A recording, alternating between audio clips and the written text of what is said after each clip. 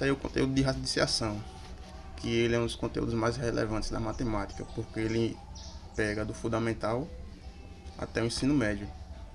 E ele é um dos conteúdos mais usados na matemática, no caso.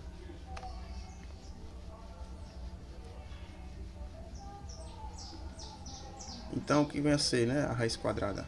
Ou seja, a raiz quadrada, ela é um dos conteúdos mais importantes da radiciação.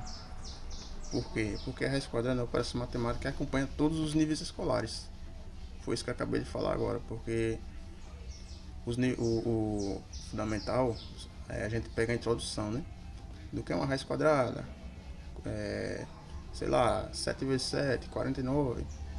Porque a raiz quadrada ela vai ser como se fosse o inverso da potenciação. É um caso particular de radiciação, ou seja, o conteúdo dentro da radiciação, no qual o índice do radical é igual a 2, ou seja, a operação inversa das potências de expoente igual a 2. Quando um número positivo possui raiz quadrada exata, dizemos que esse número é um quadrado perfeito. Ou seja, sempre que ele der a raiz exata, ele sempre vai ser um quadrado perfeito. Quando ele não der a raiz exata, ele não vai ser perfeito. Por exemplo, 2,44 não é uma raiz exata. Menos 5, menos 4. Sempre que ele der exata, um valor exato, ele é um quadrado perfeito.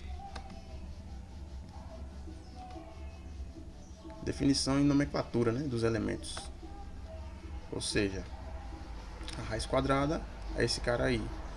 O índice vai ser 2, que está em cima da figura, né, do radical. O radicando é que vai estar dentro do radical.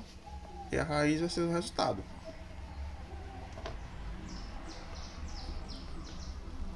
Aí como faz o cálculo, né, da raiz quadrada? Para calcular a raiz quadrada de qualquer número real, basta seguir a definição de radiciação. Segundo a definição, a raiz de um número real sempre vai ser a multiplicação da raiz vezes ele mesmo para encontrar o radicando. Ou seja, você vai multiplicar ele vezes ele mesmo para dar o resultado do radicando. Por exemplo, ele vai ser o que? Ele vai ser o inverso da potenciação. Ou seja, o inverso da potenciação você vai ficar mais fácil de entender, né? Para achar a raiz quadrada.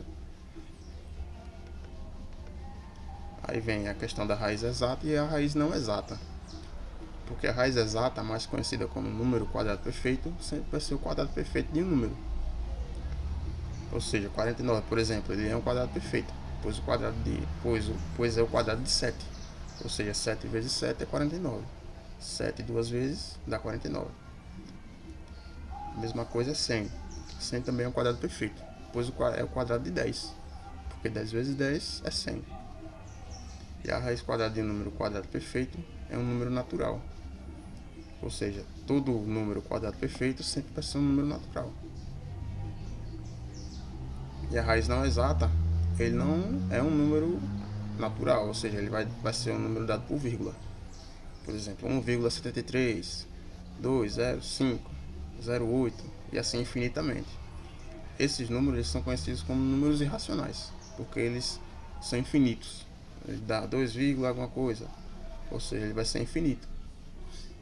Ele vai ser a raiz não exata. E aí são as referências, né? Praticando matemática e a matemática de Bianchini, né? E é isso.